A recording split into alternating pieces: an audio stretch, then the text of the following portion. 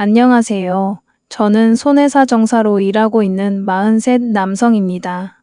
대형 손해보험사에서 15년 가까이 근무하며 갖가지 사고 현장을 누비다가 몇 년 전 개인 사무소를 차려 독립했습니다. 주로 교통사고나 화재, 인적 손해에 대한 진위 파악과 손해액 사정 업무를 맡고 있지요. 남의 불행과 거짓, 그리고 그 뒤에 숨겨진 인간의 속내를 파헤치는 일을 오래 하다 보니 나름대로는 사람을 알아보는 눈이 남들보다 훨씬 깊고 밝다고 자부하며 살아왔습니다. 하지만 정말 부끄럽게도 제 바로 옆에서 한 이불을 덮고 자던 아내의 속은 단 한치도 들여다보지 못했습니다. 뒤늦게 깨닫고 피눈물을 흘렸던 제 이야기를 오늘 여러분께 조심스럽게 풀어보려고 합니다. 들으시기 전에 구독과 좋아요, 그리고 어디에서 듣고 계신지 댓글로 남겨주시면 그곳에 행운이 깃들기를 바라겠습니다. 저는 태어나서 아버지의 얼굴을 단 한 번도 제대로 보지 못했습니다. 어머니 말씀으로는 아버지가 강원도 원주에서 조그마한 정미소를 운영하셨다고 하는데 제가 3살도 되기 전에 췌장 질환으로 갑작스럽게 세상을 떠나셨다고 해요. 거실 서랍장에 깊숙이 보관된 빛바랜 사진, 몇 장 속에 담긴 단정한 얼굴의 사내, 그분이 제가 아는 아버지의 전부였습니다. 30도 안 된 젊은 나이에 홀로 남겨진 어머니는 갓난쟁이였던 저를 포대기로 등에 업고 원주 중앙시장 어두운 구석에 작은 좌판을 깔았습니다. 여름이면 등줄기가 타들어가는 뙤약볕 아래서, 겨울이면 칼바람이 파고드는 시장 바닥에서 손가락 마디마디가 붉게 갈라지도록 찬물에 국수를 삶아 팔며 저를 키우셨죠. 장사가 조금 자리를 잡은 뒤에도 어머니의 삶은 고행 그 자체였습니다. 새벽 4시면 어김없이 일어나 육수를 끓이시고 밤 10시가 넘어서야 쑤시고 아픈 허리를 짚으며 집에 돌아오셨습니다. 제가 학창시절 시험에서 1등을 해오거나 훗날 어려운 자격시험에 합격했을 때도 어머니는 그저 국수 삶던 붉은 손으로 제 손을 꼭 잡으시며 눈시울을 적실 뿐이었습니다. 제 이름 뒤에 손해사정사라는 번듯한 직함이 붙기까지 제 삶의 모든 순간은 어머니의 뼈를 깎는 희생과 노고로 만들어진 것이나 다름없었습니다. 그렇기에 제게 어머니는 세상 그 무엇과도 바꿀 수 없는 소중한 존재였습니다. 자격증을 취득하고 보험사 입사가 확정된 지 얼마 지나지 않아 저는 결혼을 하게 되었습니다. 아내는 대학 동문 선배의 소개로 만났는데 저보다 3살 연상이었지요. 본래 이름은 오말순이었는데 촌스러운 이름이 마음에 안 든다며 30이 되던 해에 오지연이라는 이름으로 정식 개명을 한 상태였습니다. 결혼 전 아내는 중소화장품 방문 판매 유통회사에서 영업팀장으로 일하고 있었어요. 성격이 워낙 거침없고 서글서글한 데다 주변 사람들을 주무르는 수완이 좋아서 회사에서도 실력자로 통했다고 합니다. 회식 자리가 생기면 분위기를 주도하며 사람들을 휘어잡았고 처음 만난 사업가나 고객들과도 마치 10년 지기처럼 친하게 구는 것이 아내의 장기였습니다. 평소 말수가 적고 내성적이며 법과 규정만 따지던 저와는 완전히 정반대의 성향이었지요. 하지만 이상하게도 저는 아내의 그 당당하고 활달한 모습에 완전히 매료되었습니다. 내가 가지지 못한 밝음을 가진 사람이라는 생각에 마음을 빼앗겼고 2년 남짓 연애 끝에 양가 허락을 받아 정식으로 결혼식을 올렸습니다. 신혼 초에는 모든 것이 순탄하고 평화로웠습니다. 저는 대형 보험사에서 실력을 인정받으며 빠르게 자리를 잡아갔고 아내 역시 영업 능력을 발휘해 회사에서 인센티브를 두둑이 챙겨왔지요. 무엇보다 기뻤던 것은 혼자 계신 어머니가 며느리를 너무나 어여쁘게 여기셨다는 점입니다. 아들이 하나뿐이라 딸 가진 집을 내심 부러워하셨던 어머니는 아내가 원주 집에 내려갈 때마다 눈에 꿀이 뚝뚝 떨어지는 표정으로 손을 꼭 잡으셨습니다. 지연아, 요즘도 일하느라 바쁘니 얼굴이 며칠 새 싹 파리해졌네. 끼니는 제대로 챙겨 먹고 다니는 거냐? 아유 어머니, 저 요즘 살 빼느라 일부러 저녁 안 먹어요. 지금이 딱 보기 좋다는데요. 뺄 살이 어디 있다고 살을 뺀다는 게냐. 안 되겠다. 내가 내일 시장 가서 기름기 싹 걷어낸 사골을 폭 고아 놓을 테니까 주말에 내려와서 한 대접 싹 비우고 가거라. 어머니, 요즘 세상에 사골 국물 기름진 거 먹으면 혈관 다 막혀요. 절대 그런 거 고지 마세요. 저 내려가도 진짜 한 숟갈도 안 먹을 거예요. 이런 식으로 두 사람은 티격태격하면서도 겉보기에는 마치 친모녀처럼 화기애애하게 지냈습니다. 아내는 어머니 앞에서는 살싹하게 굴며 효녀 노릇을 하는 듯 보였습니다. 한 번은 어머니의 칠순생신을 맞아 아내가 서울의 이름난 한복집에 어머니를 모시고 가 직접 고른 고급 한복을 한 벌 맞춰드린 적도 있었습니다. 어머니, 이거 한번 입어보세요. 이 고운 분홍빛이 어머니 얼굴에 딱이에요. 제가 거금 들여서 맞춘 거니까 마다하지 마시고요. 아이고, 늙은이가 이런 비단 옷을 입어서 뭐 한다냐. 돈도 아까운데 이런 거 하지 말지 그러냐. 무슨 소리세요, 어머니. 우리 어머니가 동네 노인정에서 제일 고우신데. 자, 어서 입어보세요. 사진관 가서 멋지게 영정. 아니, 장수 사진도 하나 찍어두고요. 어머니는 비싸다며 손사래를 치시면서도 며느리가 골라준 한복을 입고 내심 싱글벙글 웃으셨습니다. 그리고 그날 찍은 기다란 액자 사진을 원주 집 거실 가장 잘 보이는 곳에 걸어두고 동네 이웃들이 놀러 올 때마다 며느리 자랑을 늘어놓으셨지요. 그때까지만 해도 저는 아내가 시어머니를 진심으로 존경하고 사랑하는 줄로만 알았습니다.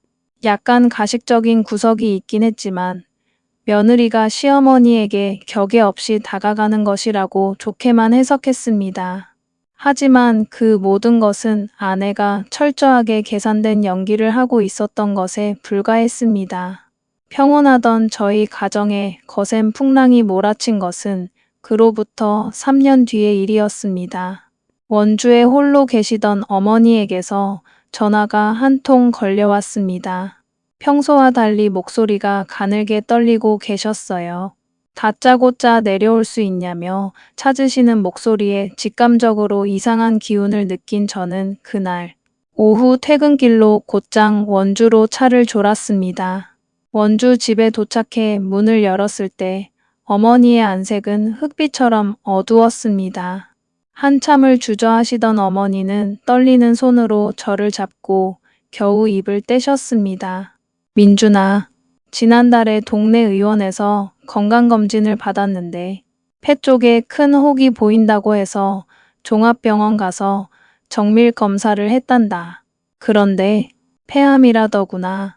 그것도 이미 다른 곳으로 조금씩 전이되고 있는 3기라고 해. 그 순간 머리를 망치로 얻어맞은 듯 정신이 아득해졌습니다.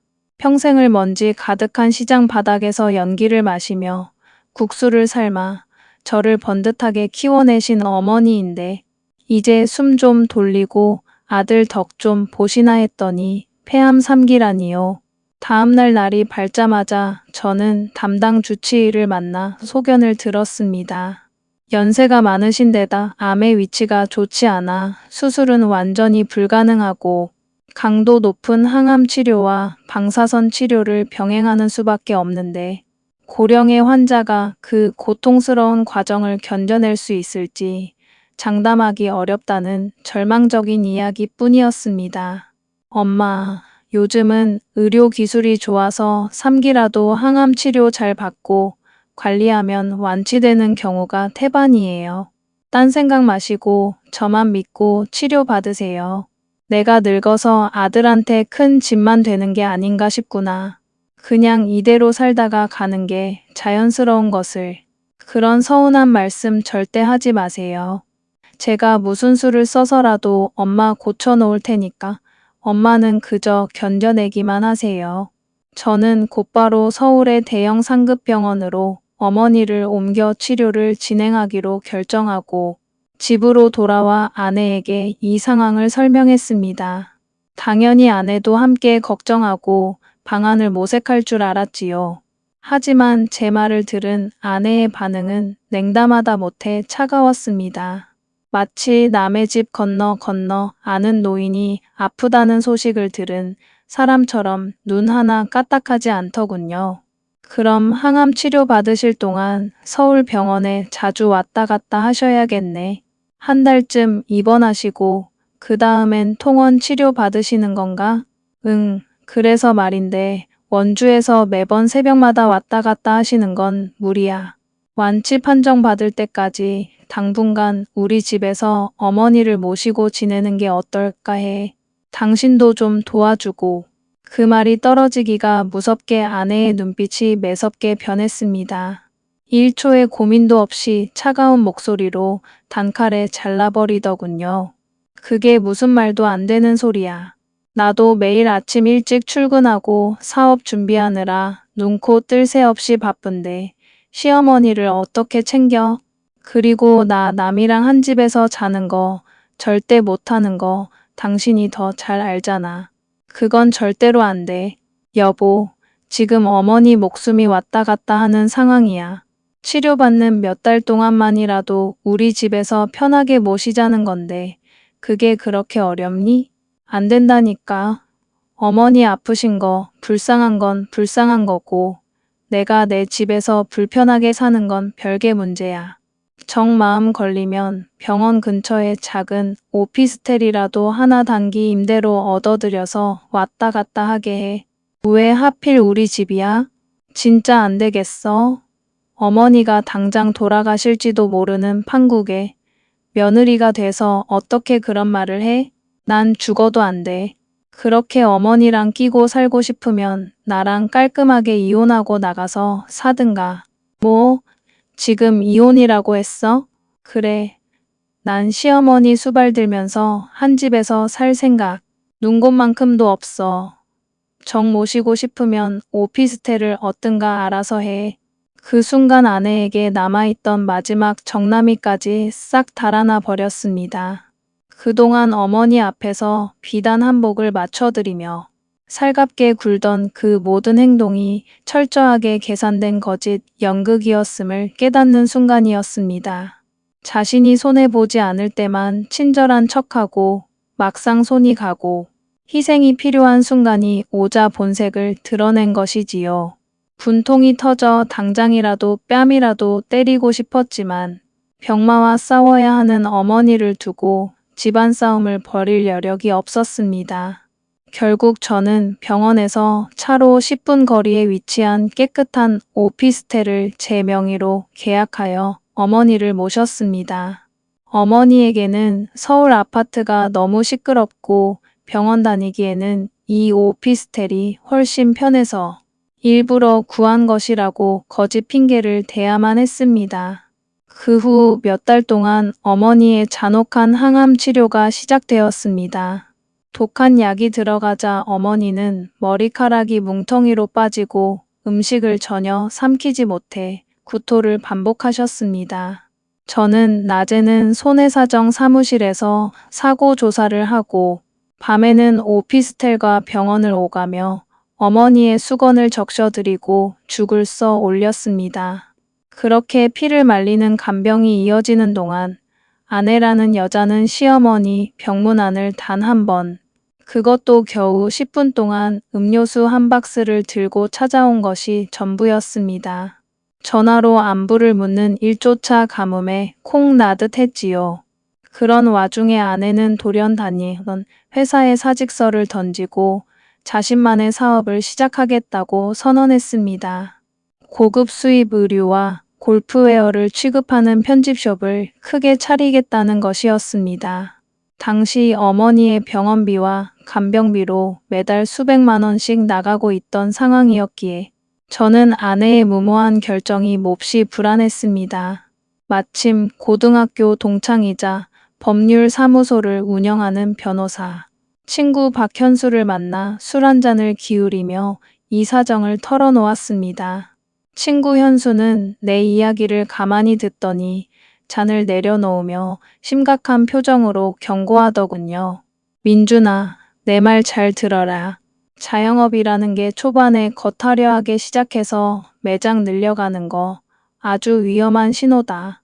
특히 아내가 지금처럼 시어머니 병간호는 나 몰라라 하면서 갑자기 무리하게 외부 투자를 받고 매장을 확충한다는 건 다른 속셈이 있을 수 있어. 만약 사업이 잘못되거나 재산 관계가 꼬이면 나중에 내 재산까지 휩쓸려 들어간다. 아내의 자금 출처나 움직임을 면밀하게 지켜봐라. 당시에는 친구가 직업병 때문에 너무 예민하게 구는 것이라 생각하고 넘어갔습니다. 하지만 아내는 제 동의나 조언은 싹 무시한 채 기존에 모아둔 적금을 깨고 대출까지 끌어모아 서울 고급 상권의 첫 매장을 화려하게 오픈했습니다. 겉으로 보기에 아내의 사업은 승승장구하는 것처럼 보였습니다. 매장에 들여놓는 수입 골프웨어와 의류의 대금 규모가 수억 원대에 달했고 매일같이 매장에 손님이 넘쳐난다고 자랑을 늘어놓았지요.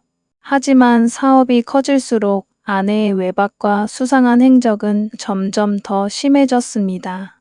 여보, 이번에 강남 쪽에 2번째 매장을 열기로 했어.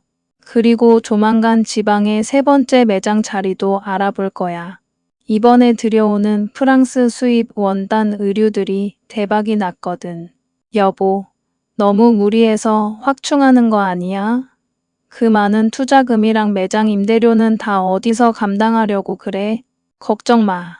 내 뛰어난 수완이랑 사업성 보고 돈 싸 들고 와서 투자하겠다는 재력가들이 줄을 섰으니까. 당신은 그저 당신 일이나 신경 써.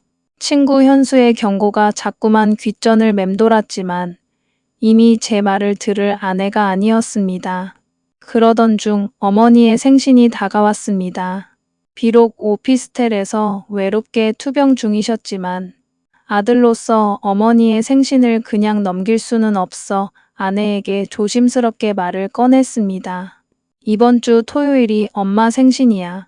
당신도 알지? 다른 날은 몰라도 그날은 오피스텔에 같이 가서 엄마 모시고 따뜻한 밥 한 끼 먹자.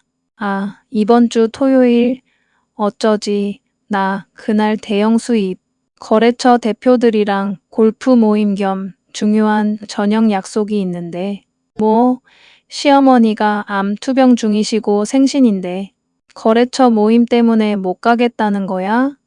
당신 그동안 병문안도 딱 한 번 오고 안부 전화 한 통 안 했잖아. 사업하다 보면 어쩔 수 없는 거지. 내가 사업 잘해서 돈 많이 벌어야 당신 어머니 병원비도 보태고 할 거 아니야. 아픈 시어머니는 의사가 치료하는 거지. 내가 옆에 앉아 있다고 암세포가 사라져? 차가운 비수가 되어 가슴에 꽂히는 아내의 막말에 저는 더 이상 말을 잇지 못했습니다. 그해 어머니의 생일날 아내는 끝내 나타나지 않았습니다. 저는 홀로 어머니의 오피스텔에 찾아가 미역국을 끓여드렸고 어머니는 아들이 차려준 밥상을 보시며 아무것도 묻지 않으신 채 그저 눈물만 흘리셨습니다. 저는 이 여자인 오지영과의 결혼 생활이 이미 끝을 향해 가고 있음을 직감했습니다. 하지만 진짜 파국은 예상치 못한 곳에서 터져 나왔습니다. 어느 주말 저녁 아내가 안방 욕실에서 샤워를 하고 있을 때였습니다. 거실 탁자 위에 놓인 아내의 휴대폰 화면이 반짝이며 문자 메시지 알림이 울렸습니다. 무심코 시선이 닿았는데 화면에 떠오른 문장의 내용은 제 눈을 의심케 했습니다. 지연 씨, 이번 주 토요일에 시간 어때요? 지난번에 말한 분위기 좋은 와인바 예약해뒀는데 둘이서 호젓하게 한잔 합시다. 발신자의 이름은 차정목 대표였습니다. 업무적인 대화라기에는 지나치게 친근하고 묘한 뉘앙스가 풍겼지요. 얼마 후 샤워를 마치고 머리를 말리며 나오는 아내에게 저는 짐짓 무덤덤한 표정으로 물었습니다. 차정목 대표라는 사람한테 문자 왔던데 누구야? 분위기 좋은 와인바에서 둘이 한잔하자는데. 아내는 순간 흠칫하는 표정을 지었지만 이내 특유의 당당한 태도로 뻔뻔하게 대꾸했습니다. 아, 차 대표님. 우리 매장에 대규모로 투자해준 수입 원단 무역 회사 대표야. 원래 그 사람 성격이 좀 능글맞고 스킨십이 과해서 그래.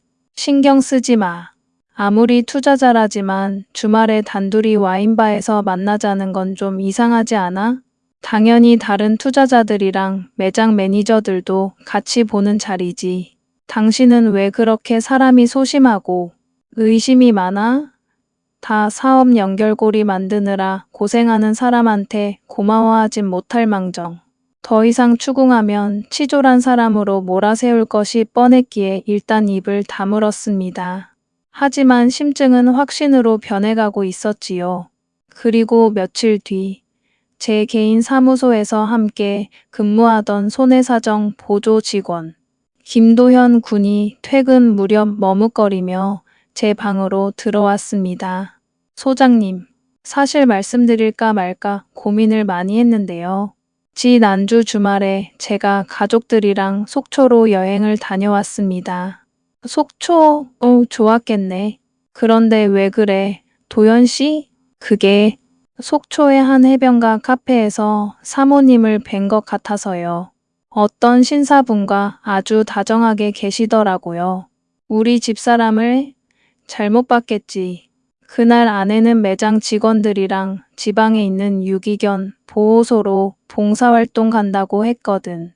아, 그렇군요. 제가 작년에 시력 교정 수술을 받아서 아직 눈이 좀 침침합니다. 제가 사람을 잘못 본 모양입니다. 죄송합니다, 소장님. 도현 씨는 서둘러 자리를 피했지만 남의 사고를 조사하고 거짓을 가려내는 것이 직업인 저였습니다. 가슴 속에서 차가운 분노가 치밀어 올랐습니다. 저는 즉시 아내가 정기적으로 봉사를 간다던 유기견 보호소의 사실 여부를 확인해 보기로 했습니다. 퇴근길에 아내의 편집숍 매장으로 향했습니다. 매장에 들어서자 아내는 자리에 없었고 매장을 관리하는 이소라 매니저가 저를 반갑게 맞이했습니다. 어머, 소장님 오셨어요? 사장님은 지금 외근 나가셔서 매장에 안 계신데요. 아, 근처 지나다가 퇴근 같이 하려고 들렀는데 헛걸음했네요. 소라 씨, 지난 주말에 사장님이랑 봉사활동 다녀오시느라 고생 많으셨어요. 네, 봉사활동이요? 무슨 봉사활동이요?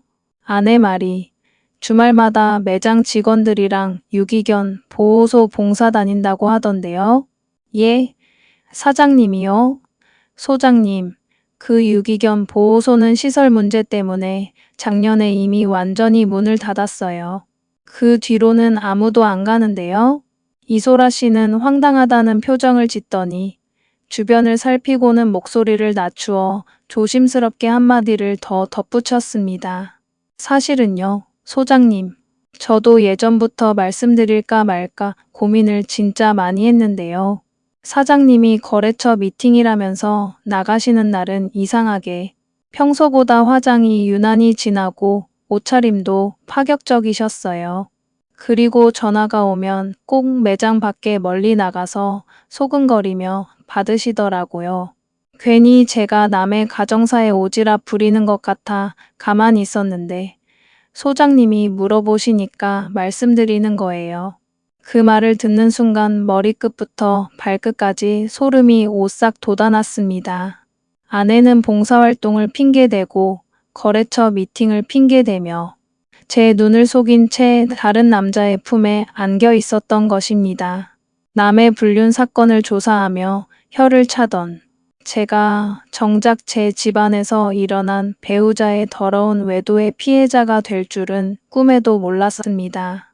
집으로 돌아와 최대한 냉정함을 유지하며 아내를 마주했습니다. 당신 지난 주말에 진짜 어디 다녀왔어? 유기견 보호소 봉사 간 거 아니었잖아. 갑자기 그건 왜 또 물어? 봉사 다녀왔다니까. 거기 작년에 문 닫았대. 그리고 속초 해변 카페에서 당신 봤다는 사람이 있어. 누구랑 갔어? 순간 아내의 눈동자가 흔들렸지만 이내 뻔뻔하게 소리를 질렀습니다. 아, 진짜 사람 귀찮게 하네. 맞아. 차정목 대표님이랑 같이 갔어. 거래처 수입건 때문에 속초 쪽에 있는 물류 창고 현장 답사차 간 거야. 솔직히 말하면 당신이 소심하게 의심하고 난리 칠 게 뻔하니까 봉사활동 간다고 둘러댄 거지. 사람을 이렇게 정탐하고 의심하는 게 당신 성격이야? 적반하장도 유분수였습니다. 하지만 저는 더 이상 말다툼을 벌이지 않았습니다. 증거가 없는 상태에서 싸워봤자 변명과 거짓말로 일관할 것이 분명했기 때문입니다. 명색이 증거를 수집하고 정황을 분석하는 손해사정사인 제가 아니겠습니까? 저는 아내의 어설픈 변명을 그대로 믿어주는 척하며 확실하고 완벽한 물증을 확보할 때까지 철저하게 이빨을 숨기기로 마음먹었습니다. 며칠 뒤 친구 박현수 변호사를 다시 찾아가 소송 전략을 논의했습니다. 민준아, 법적으로 이혼으로 인한 재산분할 청구권은 이혼한 날로부터 3년이 아니라 반드시 2년 이내에 행사해야 한다. 그리고 외도 증거는 단순한 정황 증거로는 부족해. 특정 날짜, 시간, 장소가 명확히 들어간 모텔 출입 사진이나 다정한 스킨십 장면, 결제 내역 등을 확실하게 잡아내야 법원에서 위자료와 재산분할 시 유책 사유를 완벽히 인정받을 수 있어. 저는 즉시 아내와 내연남 차정목의 뒤를 쫓기 시작했습니다. 업무 노하우를 살려 아내의 차량 동선과 신용카드 내역, 휴대폰 위치 추적 정황 등을 정밀하게 분석했지요.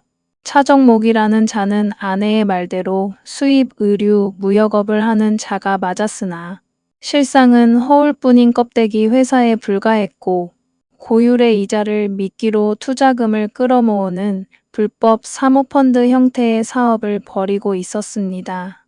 아내는 그자의 번지르르한 말에 속아 투자자 역할을 하며 불륜 관계를 이어오고 있었던 것입니다.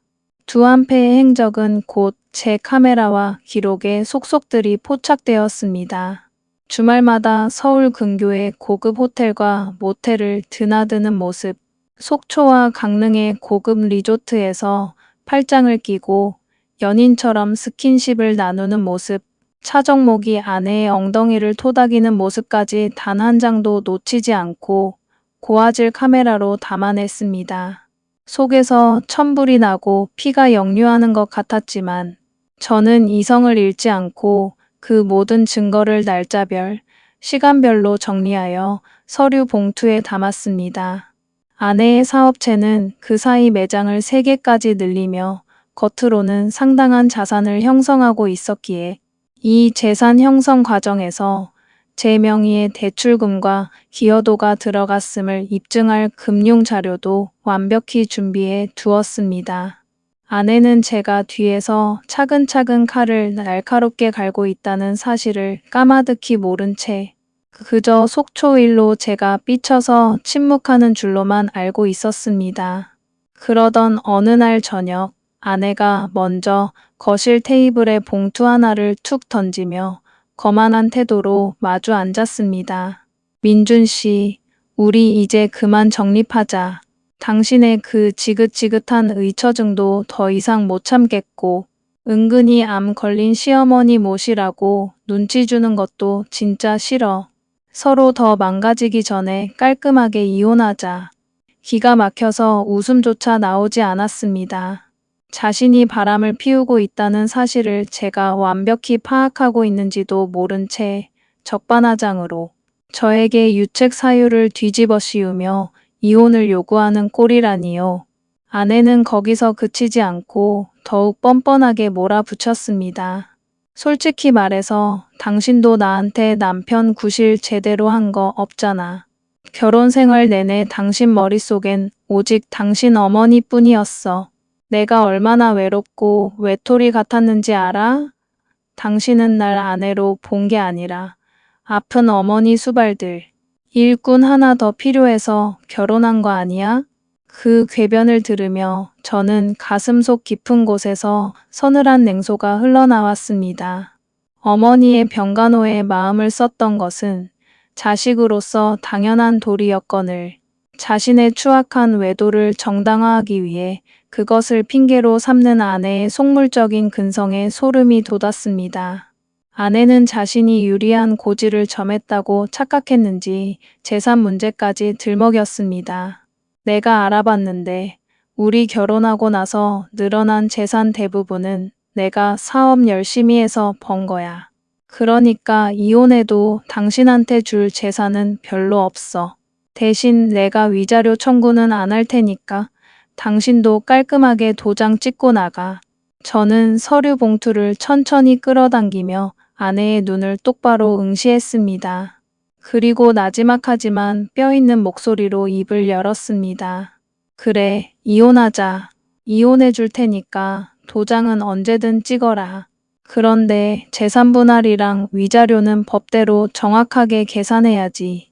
오지연 씨, 당신이 차정목이랑 외곽 모텔 드나들고 속초 리조트에서 뭐 했는지 내가 모를 줄 알았어? 저는 서류 봉투에서 수십 장의 사진과 증거 자료들을 테이블 위에 차례대로 늘어놓았습니다. 호텔 로비를 들어가는 두 사람의 얼굴, 팔짱을 끼고 입을 맞추는 모습, 결제 내역과 문자 대화 캡처본까지. 사진을 확인한 아내의 얼굴은 순간 흑빛으로 변했고 입술을 덜덜 떨며 말을 잇지 못했습니다. 이게 뭐야? 당신, 날 조사하고 다녔어? 손해사 정사가 직업인 남편 두고 거짓말을 하려면 더 치밀했어야지. 소송하고 싶으면 마음대로 해라. 내가 법원에 이 증거 다 제출하고 내 사업체 자금 출처까지 싹 다 파헤쳐 줄 테니까. 짐을 싸서 그 길로 집을 나왔습니다. 아내는 자신이 불리해진 것을 깨닫고 부랴부랴 유명 로펌의 변호사를 선임하여 대응하려고 했더군요. 하지만 제 친구 박현수 변호사가 아내 측 변호사에게 우리가 확보한 완벽한 물증과 금융거래 내역을 제시하자 상대 측 변호사는 혀를 차며 아내에게 고개를 저었다고 합니다. 법정 싸움으로 가봤자 명백한 외도, 유책 배우자로 판정되어 망신만 당하고 재산분할 비율도 한참 깎이며 거액의 위자료까지 물어줘야 하니 순순히 합의하는 것이 최선이라고 조언한 것이지요. 결국 아내는 눈물을 흘리며 합의 이혼 서류에 도장을 찍었습니다. 아내 명의로 된 아파트와 매장 자산 중 정당한 제 몫의 재산 분할금을 받아냈고 상간남 차정목을 상대로 따로 상간자 위자료 청구 소송을 제기하여 수천만 원의 위자료 판결까지 받아냈습니다. 법적으로 모든 관계가 깨끗이 청산되었지만 내 집에서 일어난 비극을 직접 처리하고 나니 한동안 가슴 한구석이 헛헛하고 쓸쓸함을 금할 수 없었습니다. 모든 법적 절차가 끝난 후 저는 오직 어머니의 치료에만 전념했습니다. 진심이 하늘에 닿았던 것일까요? 독한 항암 치료와 방사선 치료를 꿋꿋하게 견뎌내신 어머니의 몸에서 기적 같은 일이 일어났습니다. 6개월쯤 지났을 무렵부터 암세포의 크기가 눈에 띄게 줄어들기 시작하더니 1년이 지날 무렵에는 담당 주치의조차 고령의 환자에게서 보기 힘든 이례적인 차도라며 완치에 가까운 희망적인 진단을 내려주었습니다. 어머니의 몸속에서 악성 종양이 사라졌다는 소식을 들은 날, 저는 어머니의 오피스텔에서 어머니를 꼭 껴안고 아이처럼 꺾어 울었습니다. 어머니는 제 등허리를 따뜻하게 두드리시며 눈시울을 적시셨지요. 민준아, 이제 그 고약한 며느리 눈치 안 봐도 되고 밤낮으로 이 못난 엄마 수발 드느라 고생 안 해도 되니 참 홀가분하구나. 그동안 내가 나 살리느라 피눈물 흘린 거 다 안다. 이제 엄마 걱정은 싹 잊어버리고 너도 좋은 사람 만나서 남은 인생 행복하게 살아라.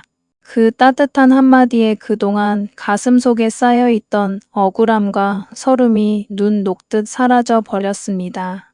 저는 나를 위해 한평생을 바친 어머니에게 남은 생 동안 최고의 효도를 다하겠노라 다시 한번 마음속으로 깊이 다짐했습니다.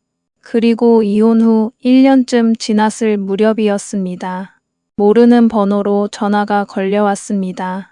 받아보니 떨리는 전처 오지연의 목소리였습니다. 예전에 그 당당하고 거만했던 목소리는 온데간데 없고 절박하고 다급한 비명이 흘러나왔습니다.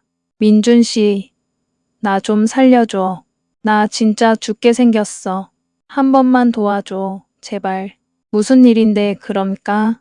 이미 남남이 된 사이에 전처가 눈물을 쏟으며 털어놓은 실상은 참담했습니다.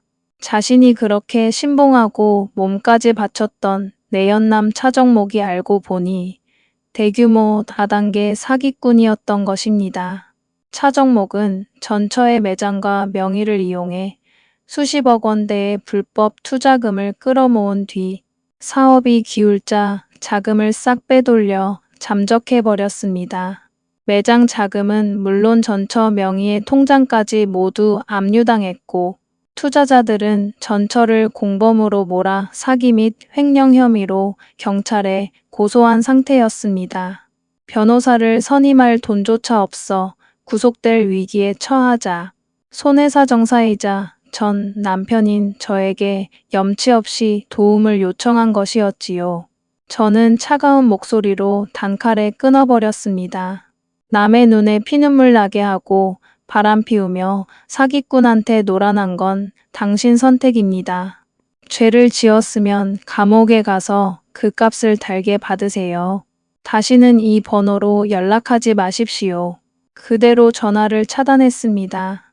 승승장구하며 세상 무서운 줄 모르고 오만을 떨던 전처의 사업과 삶은 한순간에 잿더미가 되어 폭삭 무너져 내렸습니다. 법적으로 이혼 후 2년이라는 재산분할 청구 기간 내에 제가 완벽하게 재산을 정리하여 제 몫을 되찾아오지 않았더라면 저 역시 전처의 사기 연루 폭풍에 휘말려 전 재산을 날릴 뻔했던 아찔한 순간이었습니다. 얼마 뒤 들려온 소식으로는 전처 오지연은 법원에서 사기 및 횡령 공모 혐의가 인정되어 징역 2년의 실형을 선고받고 교도소에 수감되었다고 하더군요. 화려하게 팔자를 펴보겠다며 조강지처의 자리를 버리고 외도와 욕망을 줬던 한 여자의 인생은 결국 차가운 감옥 창살 안으로 추락하며 비참하게 끝이 났습니다. 가끔 지난 날을 돌이켜보면 세상에는 눈에 보이지 않는 인과응보의 천도가 정녕 존재한다는 생각이 듭니다. 남에게 상처를 주고 가식을 떨며 제 욕심만 차리려 했던 자는 결국 자신이 판 함정에 빠져 몰락했고 비록 고통스러웠지만 바른 길을 걸으며 어머니를 지켜낸 저와 어머니에게는 따뜻한 평온이 찾아왔으니 말입니다. 사람은 역시 마음을 바르게 쓰고 착하게 살아야 팔자도 밝게 피어나는 모양입니다. 제 긴 이야기를 끝까지 들어주신 구독자 여러분께 감사드리며 여러분의 가정에도 늘 평안과 행복이 가득하시기를 진심으로 기원합니다. 감사드립니다.